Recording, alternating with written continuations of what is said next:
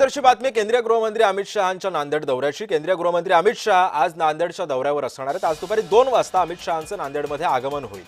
तख्त सचखंड गुरुद्वारा श्री हुजूर साहिब इथं शहा दर्शन घेणार आहेत।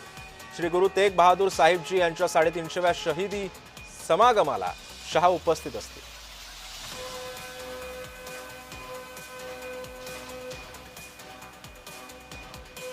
आणि या संदर्भामध्ये अधिक माहिती जाणून घेऊयात। माझे सहकारी प्रवीण खंदारे सध्या आपल्या सोबत आहेत। प्रवीण, मला सांगा कशा पद्धतीने शहांच्या दौऱ्याची तयारी करण्यात आली आणि साधारण किती वाजता शहा नांदेडमध्ये येतील?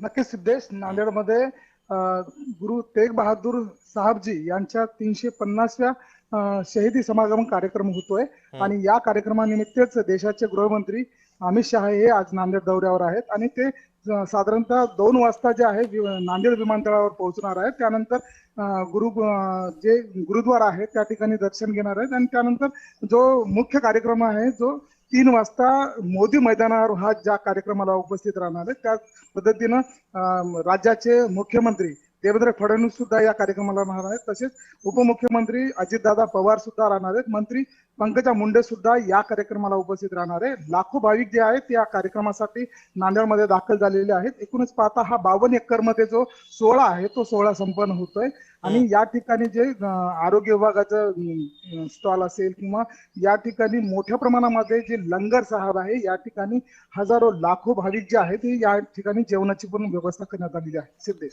नक्कीच धन्यवाद प्रवीण, तुम्ही दिलेल्या या सविस्तर